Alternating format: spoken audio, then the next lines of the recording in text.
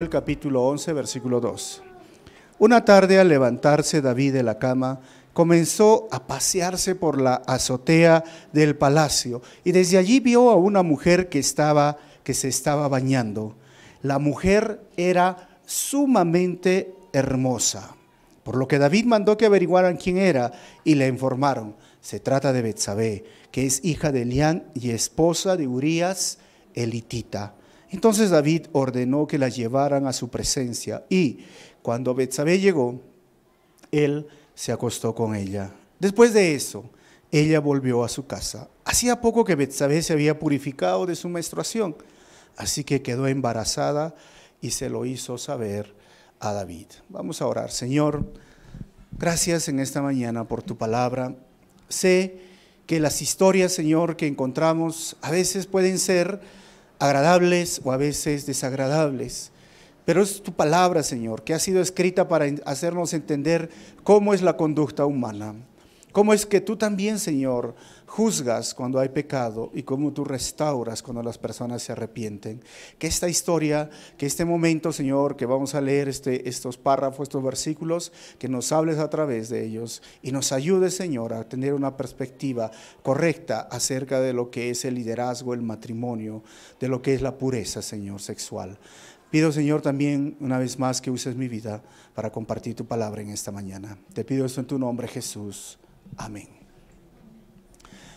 La carta de Samuel, ustedes saben, que narra la historia entre esta transición de la premonarquía, porque habían jueces, luego viene la monarquía, que son solamente 3 reyes de la monarquía unida, es Saúl, David y Salomón.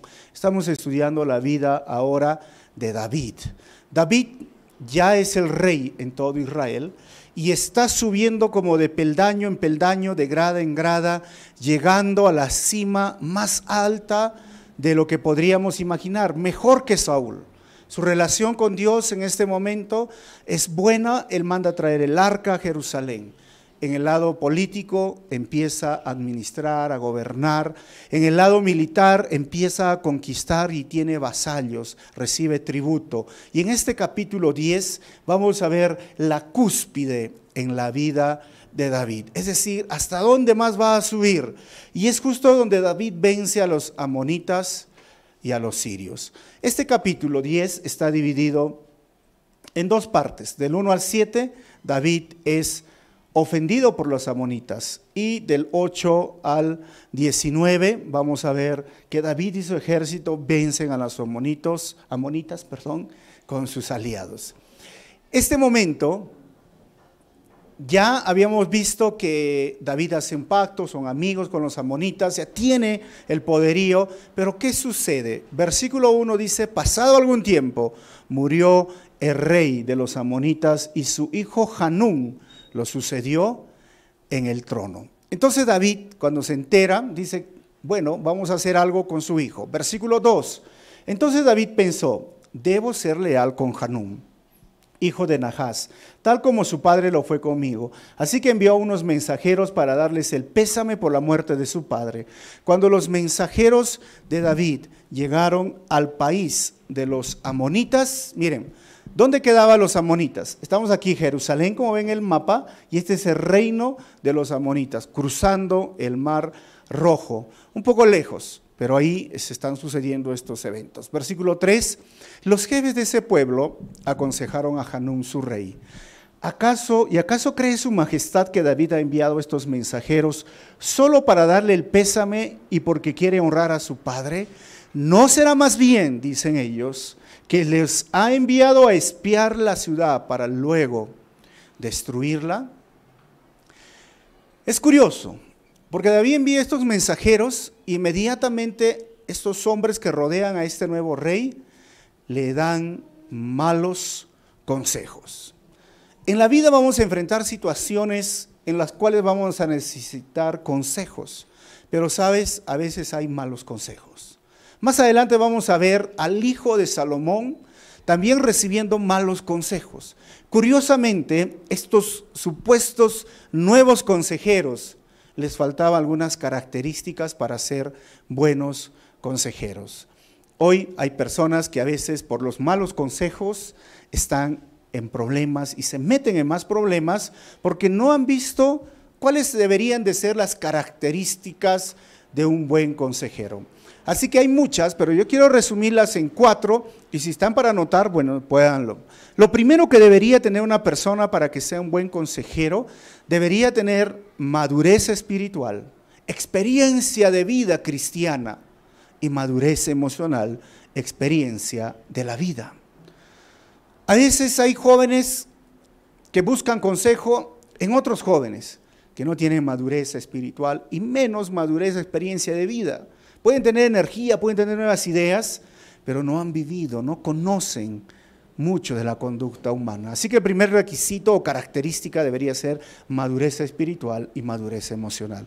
Lo segundo, conocimiento bíblico. Si deseas un buen consejo, que esa persona pueda guiarte a través de la palabra. Y no solamente consejos, no sé, populares, coloquiales. Hay personas que dicen, así como dice la Biblia, el que madruga, Dios le ayuda. Dicen, la Biblia no habla de eso, hermano, ¿no? Un clavo saca otro clavo. Y nunca has intentado sacar un clavo con otro clavo. O sea, si agarras un clavo y pegas otro clavo, se va a doblar el clavo. O sea, no tiene sentido, pero supuestamente son sabios. Busca una persona que tenga conocimiento bíblico. Lo tercero, que tenga integridad. En ese momento su testimonio sea bueno.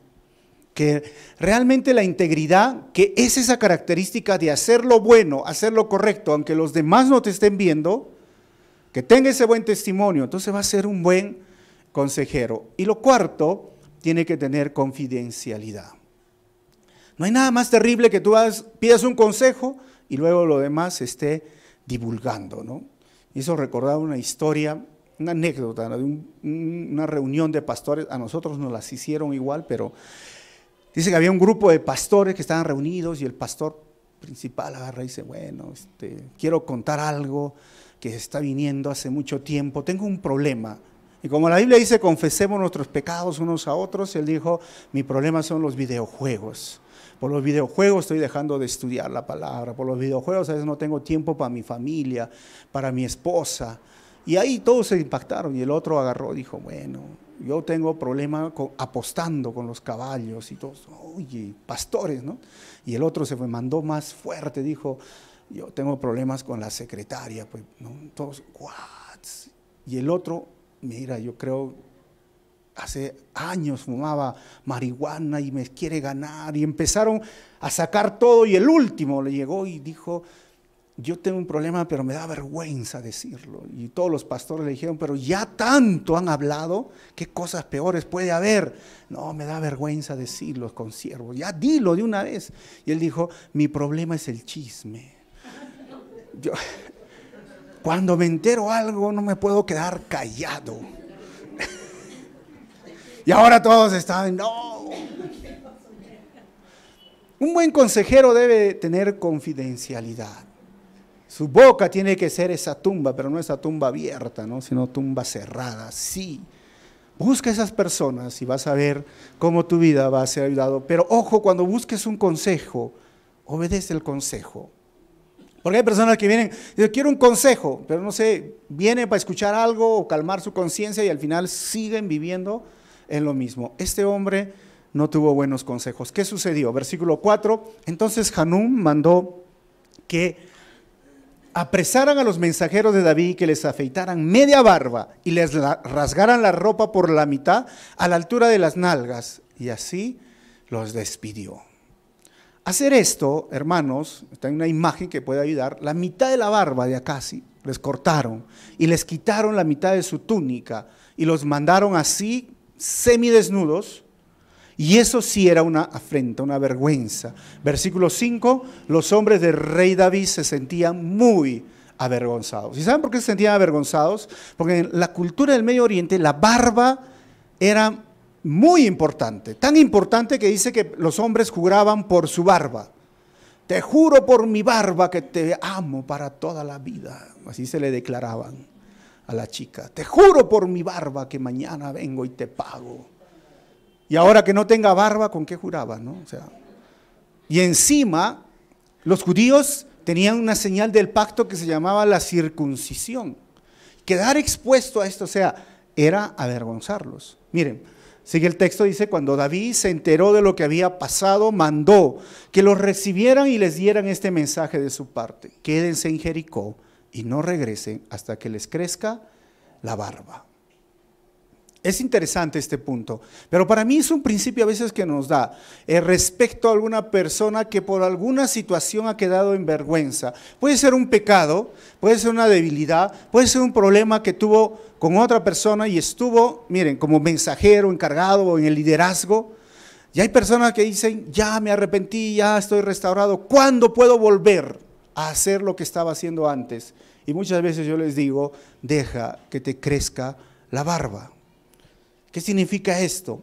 Dale tiempo, espera, sé fuerte en el Señor y luego de eso recién ministra, ¿sí? Es importante entender a veces principios que nos ayudan, pero David se va a enojar porque rechazar al mensajero es rechazar al rey. Jesús usó este principio en Lucas capítulo 10, versículo 16, dice: el que los escucha a ustedes, me escucha a mí, y el que los rechaza a ustedes, me rechaza a mí, y el que me rechaza a mí, rechaza al que me envió. Es decir, si tú estás predicando el evangelio, hay personas que dicen, pero no me escuchan, me rechazan. No te lo tomes de forma personal, porque no te están rechazando a ti, están rechazando a Jesús. Y si rechazan a Jesús, están rechazando al Padre. O sea, no es algo contra ti. Y ese mismo principio se ve ahora con David. Versículo 6. Al darse cuenta los amonitas de que habían ofendido a David, hicieron trámites para contratar mercenarios. Desde ese tiempo habían, hermanos, mercenarios 1, mercenarios 2, mercenarios 3.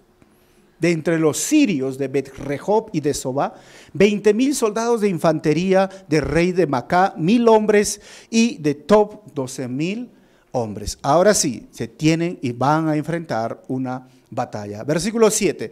Cuando David lo supo, despachó a Joab con todos los soldados del ejército. Segunda parte, vamos a ver cuando David y su ejército vencen a los amonitas y sus aliados. 8.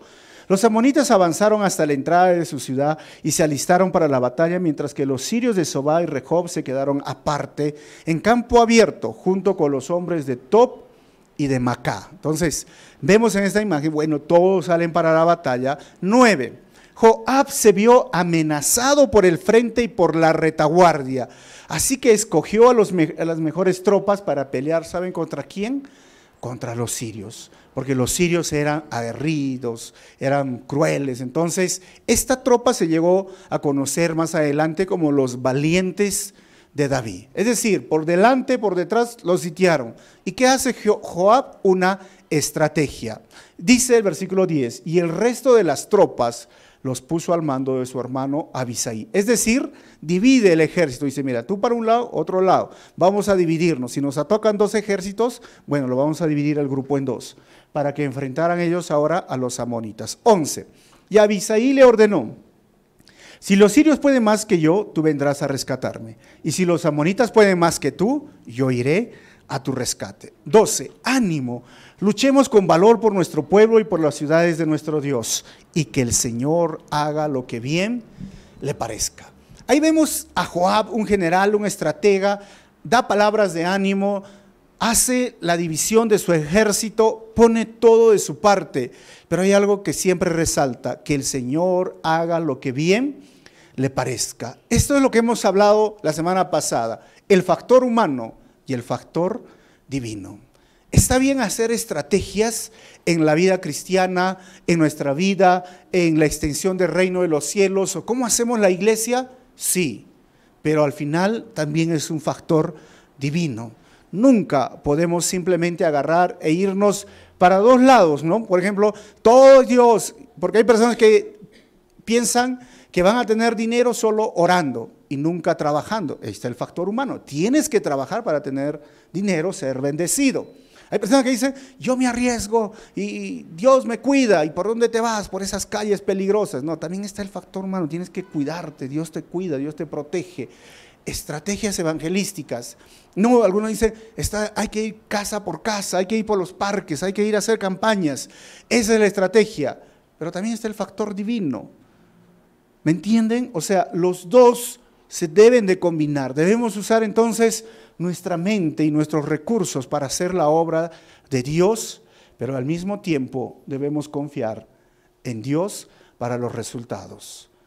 Dios nos ha dado esa sabiduría, esa inteligencia para poder hacer. Y a veces usamos estrategia nosotros, los juegos, el deporte, a veces una pizza, ¿sabían? Un café, un brunch, hacemos. Son estrategias, pero esto no es el secreto al final es el factor divino. Es Dios quien va a hacer lo que mejor le parezca. Versículo 13. Enseguida Joab y sus tropas avanzaron para atacar a los sirios y estos huyeron de él. Entonces vemos, esa estrategia le funcionó, empiezan a huir. Versículo 14, al ver que los sirios se daban a la fuga, también los amonitas huyeron de Abisaí y se refugiaron en la ciudad. Entonces Joab suspendió el ataque contra los amonitas y regresó a Jerusalén. Entonces todos se refugiaron en la ciudad y empezamos a ver un triunfo una vez más de los israelitas.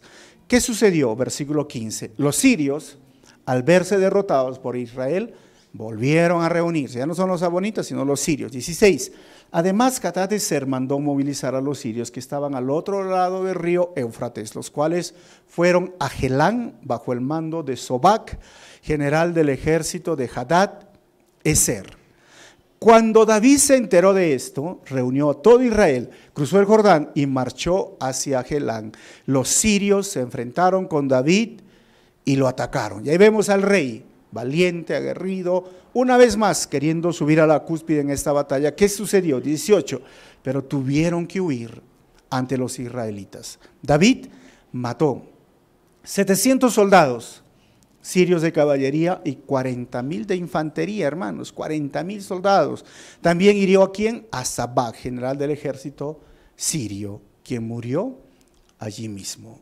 Ahora vemos, como se podría decir popularmente, era la piedra en el zapato, ese pueblo enemigo lo vence. 19. Al ver que los sirios habían sido derrotados por los israelitas, todos los reyes, vasallos de Hadadezer, hicieron la paz con los israelitas y se sometieron a ellos. Y nunca más se atrevieron los sirios a ir en auxilio de los amonitas. Y ahí vemos, los demás jefes se someten, le dicen, bueno, vamos a ser vasallos, vamos a pagar tributo. Y eso es la cúspide. Eso es cuando David empieza a extender su reino. Ahora tiene dinero, ahora va a tener paz, ahora va a tener tranquilidad, ahora está el arca en Jerusalén. Y el siguiente capítulo lo he titulado La caída en la vida de David. El anterior era la cúspide, ahora la caída. Hay un dicho que tenemos que cuanto más alto la subida, más duele la caída, decimos. ¿Por qué? Porque este capítulo 11 va a hablarnos sobre el asesinato y el adulterio de David. Voy a poner acá, hermanos. Vamos a ver que también este capítulo está dividido en dos partes. Del 1 al 5, David cae en adulterio. Del 6 al 25, David asesina a Urías. Vamos a ir viendo versículo por versículo. Dice el versículo 1, en la primavera, que era de la época que los reyes salían de campaña, David mandó a Joab con la guardia real y todo el ejército de Israel para que aniquilara a los amonitas y sitiara la ciudad de Rabá. Pero David se quedó en Jerusalén. Y ahora es algo interesante. No que ya había terminado con los amonitas, hemos visto el capítulo anterior. Sí, pero quedaba solo una ciudad que no quería someterse, se llamaba Rabá. ¿Y por qué pararon la guerra? ¿Por qué no fueron? Justamente el escritor pone las épocas, en la temporada. Si tú estuvieras en Israel en el invierno, o el invierno de Europa también es helado, es frío, hermano, más frío de lo que tú piensas, ¿ah? En algunos lugares cae nieve, ¿no? En Europa. Entonces, la primavera es la época para salir a pelear. Los campos ya están listos, las carreteras, los soldados no van a hacer mucho esfuerzo, y si hay carretas, los caballos, las llantas pueden movilizarse, pero el invierno se guardaban, era como, estaban en pelea, dice, ya nos vemos, mejor nos vemos en la primavera, acá la cortamos, nos vemos mañana, ¿ya? No te olvides, ¿ah? Ya, listo, la quedamos, así. Pero era curioso porque el escritor dice, era la época que los reyes salían de campaña, era la época, era el tiempo que David le tocaba ahora salir, ya había descansado. Pero David hizo algo, mandó a Joab, a su general, y le dijo, bueno, corre tú, Joab, es un pueblito pequeño, no insignificante. ¿Y qué hizo David? Se quedó en Jerusalén. Así que Joab marcha, y ahí viene el versículo 2. Una tarde, al levantarse David de la cama, comenzó a pasearse por la azotea del palacio y desde allí vio una mujer que se estaba bañando, hermanos. Y dice el texto que la mujer era sumamente hermosa. Hay muchas cosas para escudriñar, revisar en este texto, ¿no? He escuchado personas que dicen, no, es que acá la culpa es de Betsabé. ¿Quién le dijo que se bañe? Desnuda, frente al palacio. Algunos dicen, no, el problema es David. ¿Quién le dijo que se quede mirando? Bueno, ¿qué dice el texto? Lo primero que vemos es que David no debería estar en ese lugar. David debería estar en la batalla. Y a veces nos pasa esto. Nos metemos en problema o cedemos a la tentación por estar en el lugar equivocado. Lo otro, no se sabe si era una siesta de la tarde, porque hay unos que tiran su siestita de la tarde, ¿no? Y se levantan en la tarde, o David se había quedado dormido toda la mañana y se estaba levantando en la tarde, como no había nada que hacer. Y dice, comenzó a pasearse que estaba aburrido, caminando por acá, hasta de repente, ¡oh! Y la mujer, el texto dice, era sumamente hermosa. Esos hombres a veces que dicen, oh, es justo lo que me recetó el médico. ¿Han escuchado, no? Se quedan boca abierta. ¿Qué creen ustedes, hermanos? ¿Betsabé sabía que le estaba mirando el rey? Porque a veces, no sé, ¿no? Tú nunca estás ahí y sientes que alguien te mira. ¿El rey se quedó ahí?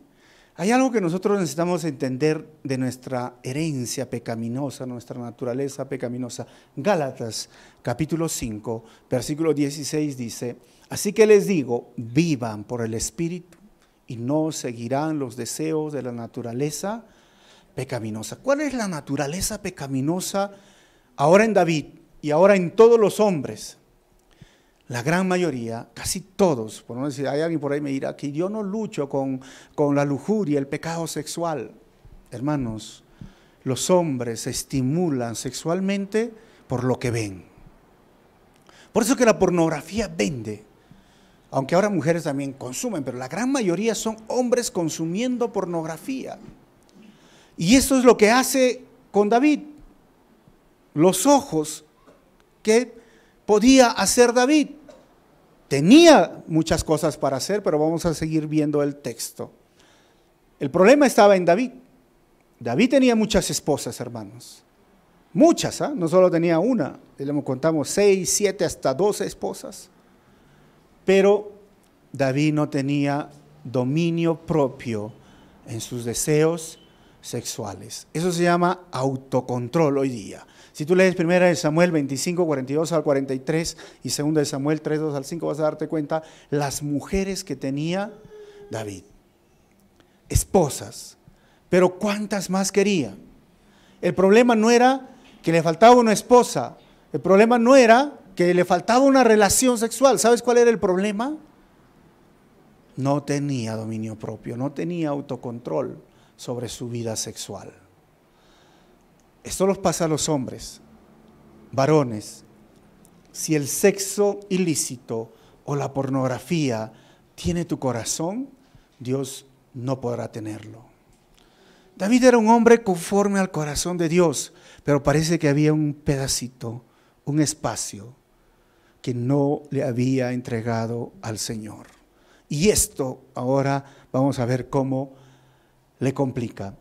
Eso es en el lado del varón. Pero en el lado de la mujer, también pienso, hermanos, que uno se debe de cuidar la manera de vestir, porque ya les he dicho, los hombres se estimulan sexualmente por lo que ven. Por eso Pablo en Timoteo, 1 Timoteo 2, 9 al 10 dice, en cuanto a las mujeres quiero que ellas se vistan decorosamente, con modestia y recato, sin peinados ostentosos, ni oro, ni perlas, ni vestidos costosos. Y el siguiente versículo dice, que se adornen más bien con buenas obras, como corresponde a mujeres que profesan servir a Dios.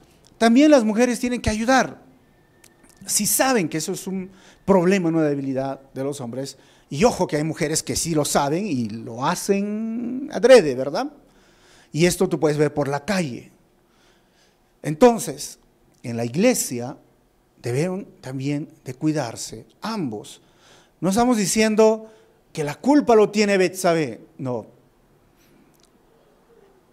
David debió superar esto. Y siempre cuando hay un problema acerca de esta infidelidad, hay un dicho que tenemos popularmente, tanta culpa tiene el que mata a la chiva como el que agarra las patas. No sé si han escuchado esta, ¿no? O sea, o el que agarra la vaca o la gallina, el cuy, como el que agarra las patas. No sé, como quieran ponerlo. Ambos. Si nos ponemos a analizar el texto, ¿no crees que Betsabé sabía que si se bañaba estaba expuesta al palacio? Porque era alto. Es como decir, tú estás en tercer piso, cuarto piso, y es una casa de un solo piso y no tiene ni techo. Pero también a favor de Betsabé dirían, pero supuestamente el rey no debería estar ahí, lo hizo con libertad. Sea cual sea, vamos a seguir viendo en los siguientes versículos cómo sucedió, pero mi deseo es que quede claro que tanto el hombre como la mujer deben de ayudar y contribuir a que no se logre o avance el pecado sexual en una persona, en la iglesia o en una familia. Hermanos, el texto sigue diciendo, la mujer era sumamente hermosa. Y algunos dirán, no, ahí está el problema. El problema es que Betsabé era un cuero, pues, una modelo. Porque si hubiera sido feíta, David hubiera mirado, no pasa nada, Betsabé, y me voy tranquilo. ¿Ustedes creen esto? No, hermanos. Miren, la verdadera fuerza de la tentación a menudo no está en la calidad del objeto de la tentación, sino en el estado del corazón y de la mente del que está siendo tentado. Si no han podido superar esto, o aún antes de casarse, hablando de los solteros, en el matrimonio les va a complicar. Y algunos dirán, pero es que es justificable. Cuando una vez enseñaba a los jóvenes, me decía, pastor, pero es que Betsabé pues era un bombón. ¿Qué pueden hacer? Hombre es hombre. ¿Han escuchado esta frase? Hombre es hombre. ¿Qué tiene que hacer el hombre? Ceder. No, hermanos. Miren, en la Biblia encontramos una historia que nos ayuda a entender que la fuerza de la tentación fue mayor que la de David. David solamente se estaba bañando. Pero la historia de José, ¿recuerdan con la esposa de Potifar? Ella lo agarró. Ella hizo que toda la casa esté vacía. Le dijo, acuéstate conmigo. Y una vez, y lo andaba coqueteando, lo andaba acosando, ¿sabían? ¿Y qué hizo José? Huyó. Entonces no es como digan, no, lo que pasa es que la mujer tiene la culpa. Para mí esto es un pensamiento machista, sexista, porque no es la culpa de la mujer. Uno puede ver mujeres en minifalda o en escotes, pero uno toma la decisión de ceder o no ceder. Y les animo, varones, a luchar frente a esa fuerza de la tentación y no ceder. Y no tienes que razonar, y no tienes que pensar en este momento y decir, a ver, un poquito nomás y lo voy a vencer. ¿No? Un poquito coqueteo y luego voy a salir huyendo. ¿Sabes? Eso no es la solución. ¿Sabes cuál es la solución? Huye. Escápate. Sal de allí. Porque si no, el pecado te va a arrastrar. Pero unos consejos para los solteros. Si están aquí solteros. Miren, el matrimonio no va a solucionar una vida promiscua, primeramente. ¿Qué significa esto? Coloquialmente decimos el florero, ¿no? El chapero o la jugadora, dicen en Perú.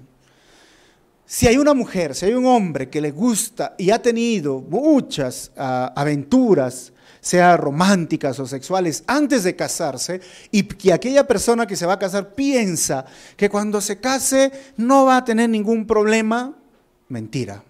El matrimonio no soluciona eso. Al contrario, a veces lo agranda, lo agrava. El matrimonio no va a solucionar, jóvenes, un vicio o una adicción.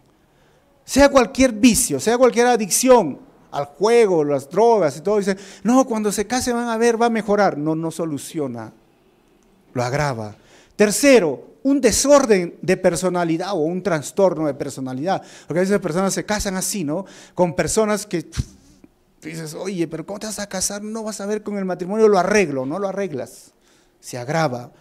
Cuarto, una vida solitaria. Si no eres feliz siendo soltero, tampoco lo serás siendo casado. Y si piensas que me falta mi media naranja y cuando venga mi media naranja, ¡ay, sí voy a estar feliz! Mentira. Hay muchas vidas en el matrimonio que viven vidas solitarias. Camas aparte, cuartos aparte, dinero aparte. Y cuando caminan por la calle, uno por una vereda, otro por otra vereda. Y si para eso se han casado, porque han tenido una vida solitaria, no soluciona esto el matrimonio. Estoy hablando de vida cristiana en jóvenes solteros, porque tú tienes que encontrar tu felicidad en Cristo.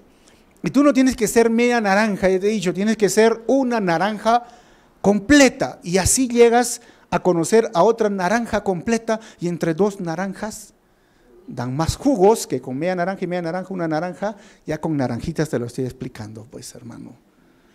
Queremos dar más jugo, sé una naranja completa. Pero una vida solitaria, el matrimonio no soluciona. Y lo quinto es una vida sin Cristo. Porque hay personas, y estamos hablando del yugo desigual, porque hay personas que dicen, ya va a haber en el matrimonio, esa persona se va a aferrar a Cristo, va a tener una relación personal. No pasa. Todo esto se tiene que solucionar antes. David debió solucionar lo primero, una vida promiscua. Y siempre por eso a veces les digo, conózcanse.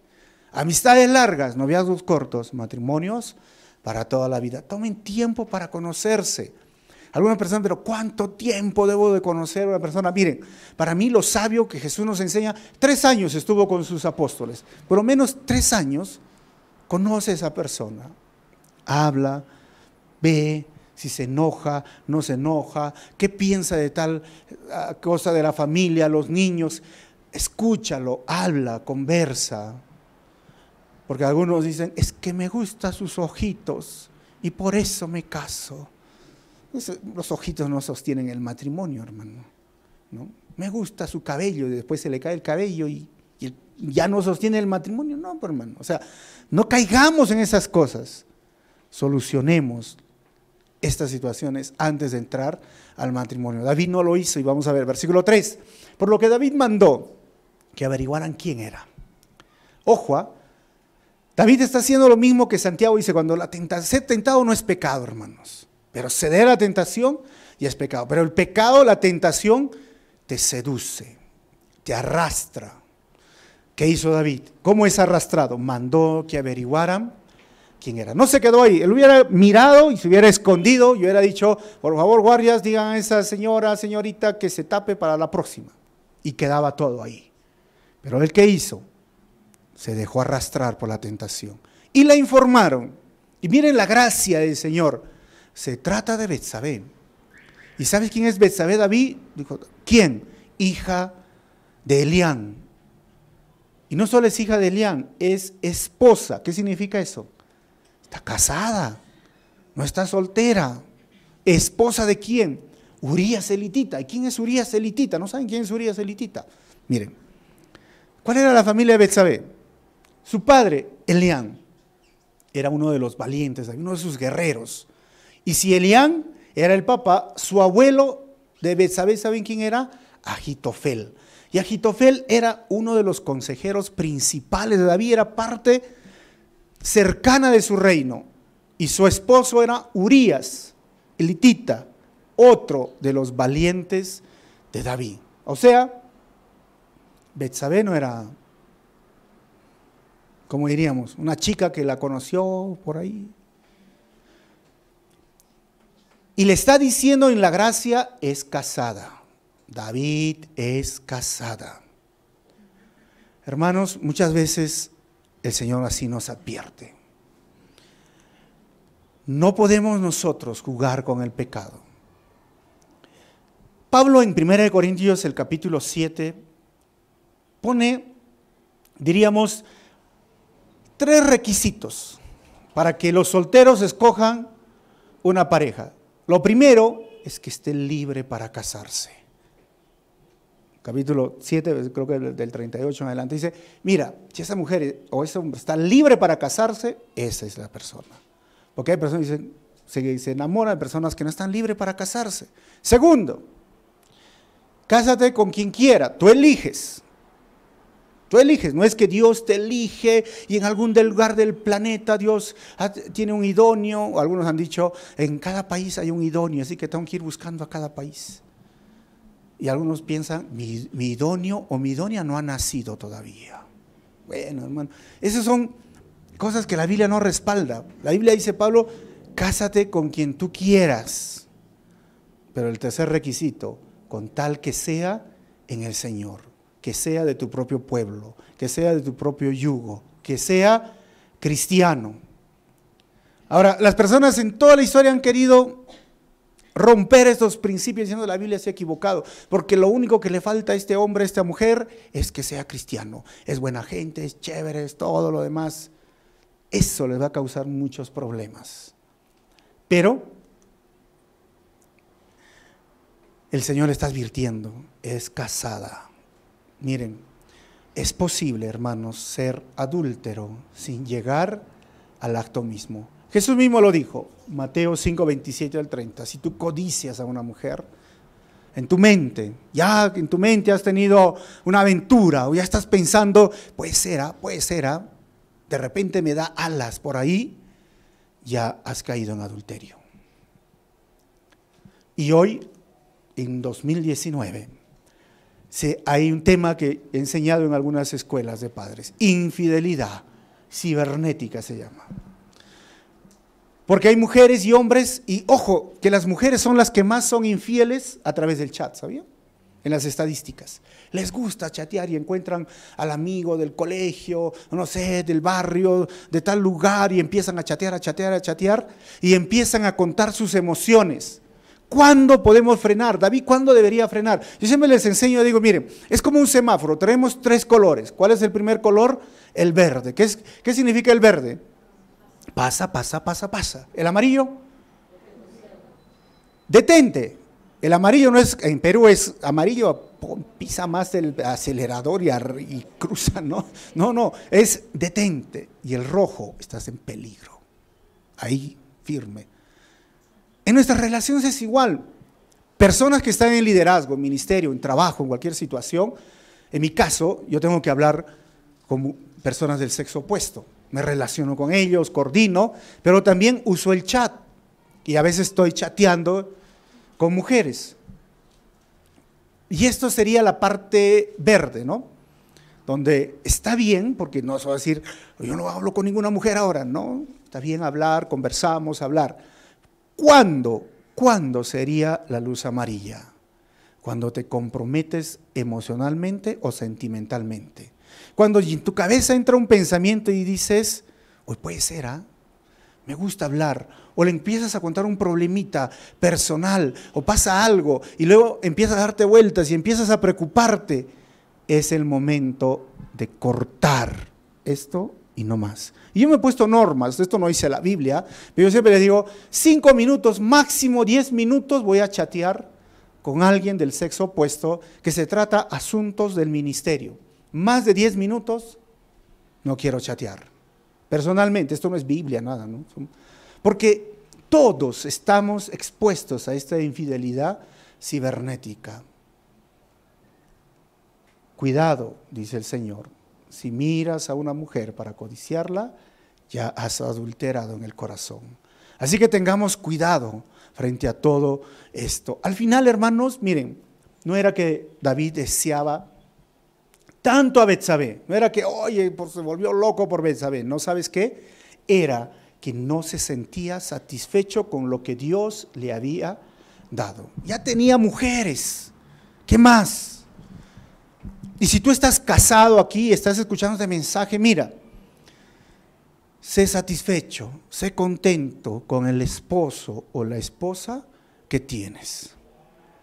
Porque hay personas casadas, me dicen, pastor, a mí me han engañado, yo creo que estaba borracha, cuando, ¿no? O me han dado gato por liebre. Al final sacó las garras y no es lo que yo pensaba que era. Y viven una vida insatisfecha. Y están como queriendo abrir una puerta para que entre otra persona. Vive satisfecho con lo que tienes. ¿Y sabes qué? Esposo, marido, al final la única persona que te puede soportar y aguantar es tu mujer. No va a haber otra. Y viceversa, mujer, la única persona que te puede soportar y aguantar es tu marido. Así que no pienses que por ahí, no, mira, yo sería feliz si mi esposa no renegara tanto. Mi esposa no parece mi idónea, parece la demonia. Porque en la casa los ojos se le vuelven rojos y grita y se transforma, usted no la conoce. Y algunos dicen, el esposo no es el idóneo, parece el erróneo, ¿no? Me han equivocado conmigo, Señor, ¿no? O el esposo o el espeso, dice, ¿no? No sé si es mi esposo o es mi espeso, la cosa es que no sé qué hago con él. No, vive satisfecho. Esto se cumple la idoneidad en el matrimonio. Es tu idóneo, es tu idónea, porque tú elegiste. Y lo que tú eliges, Dios lo eligió. No es algo así como, me equivoqué, yo creo que mi idóneo estaba en China, es un chinito. No, hermano, tu idóneo es el que está a tu lado, es tu pareja. No, mi idóneo debe ser un sueco, ¿no? Un noruego. Ese debe ser mi idóneo. Me confundí contigo, me apuré. Alguien me dijo, no, hermano, es tu idóneo. Tú lo escogiste, por algo lo escogiste. David no estaba satisfecho y el problema eso era, no estaba satisfecho, tenía mujeres y se le presentó una mujer más. ¿Qué sucedió? Versículo 4. Entonces David ordenó que la llevaran a su presencia. Y cuando Betsabé llegó, Betsabé dijo, no rey, cuidado, soy mujer casada. Interesante, ¿no? El texto no lo dice, tampoco no dice que David la violentó, pero también si ponemos a estudiar el contexto, dice que David era un cuero, hermanos, era un Ken, como lo quieren llamar. Si lo ven en los capítulos anteriores, David, el escritor narra que David era hermoso. Solo hay 3 personas en la Biblia que se llaman hermosos. Rubio, ojos azules, las mujeres lo miraban y babeaban. Y gritaban, salían a verlo cuando venías y todo. Y encima guerrero, encima músico, hermanos, no te pases ya, ¿no? Y encima famoso, cuerpazo así como, no, yo ya, el pecho lo he bajado, ¿no? Pero tenía pecho así. Mis cocos se han vuelto ahora un solo coco. Pero David era así. Entonces Betsabé llegó y ¿qué sucedió? Él se acostó con ella. Ahí va la responsabilidad. Después de eso, dice el texto, ella volvió a su casa. Hacía poco que Betsabé se había purificado de su menstruación. En Levíticos 15, del 19 al 30, habla sobre los ritos de la purificación para una mujer. ¿Qué significaba y por qué lo escribe el texto? El escritor es porque entonces no era hijo de Urías, porque ya había menstruado, había tenido su periodo. Entonces le tocaba ahora a David. Y ahí es donde llega el momento. Y como no se controló, sucedió lo que tenía que suceder. Hermanos, miren, David no razonaba, no pensaba bien en ese momento, no controló sus emociones, se dejó llevar por sus deseos.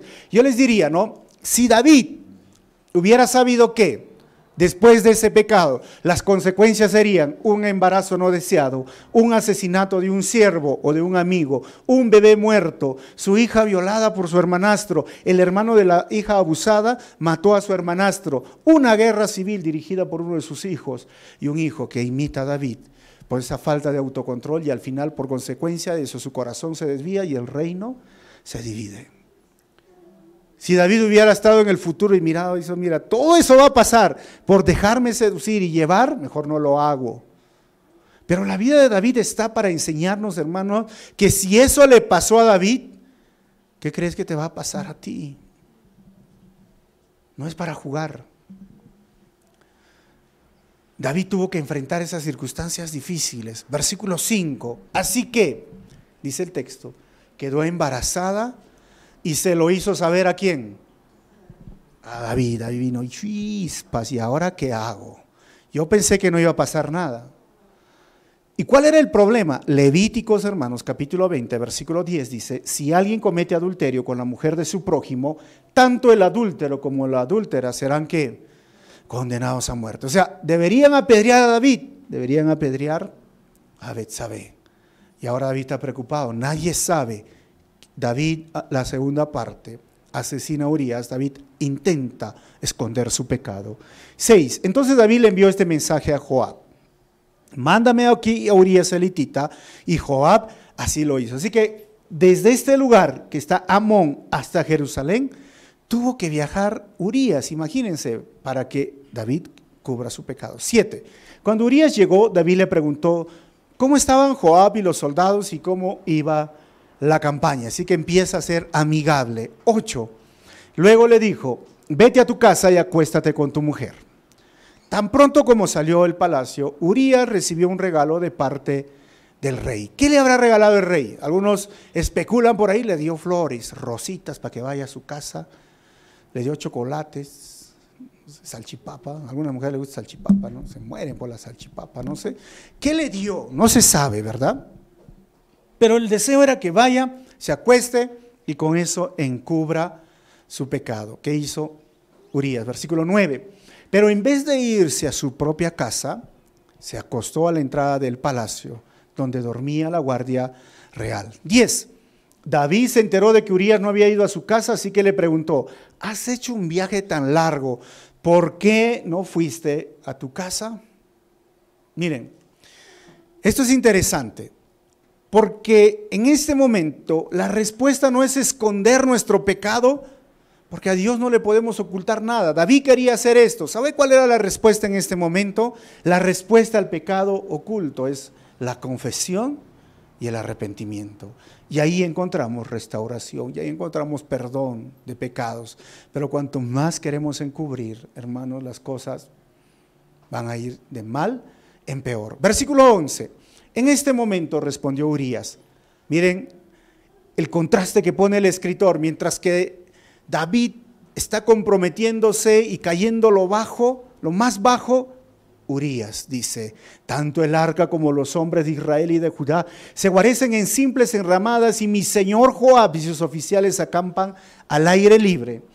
Y yo voy a entrar en mi casa para darme un banquete y acostarme con mi esposa. Tan cierto como que su majestad vive que yo no puedo hacer tal cosa.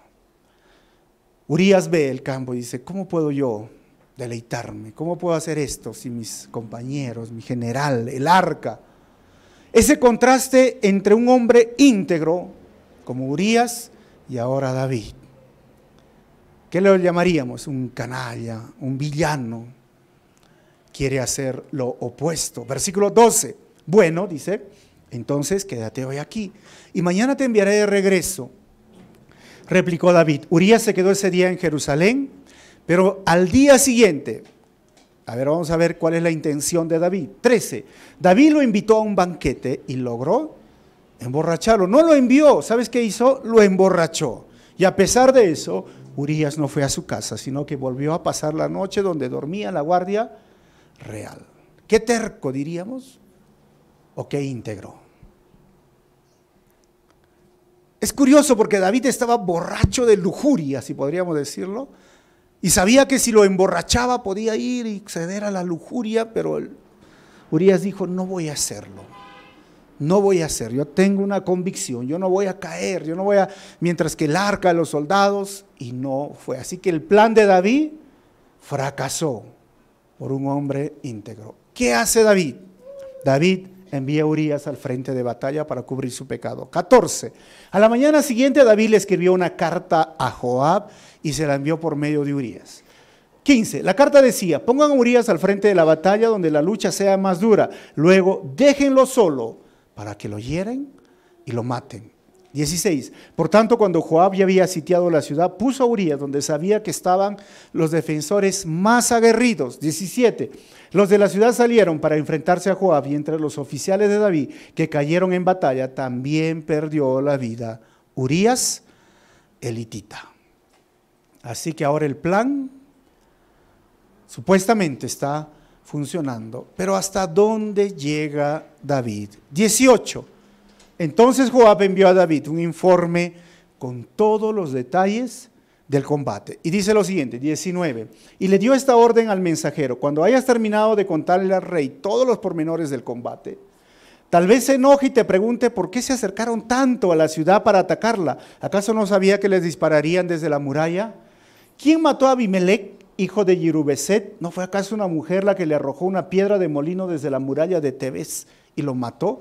Y esto está en Jueces 9:50 al 57, ¿se acuerdan de esto, no?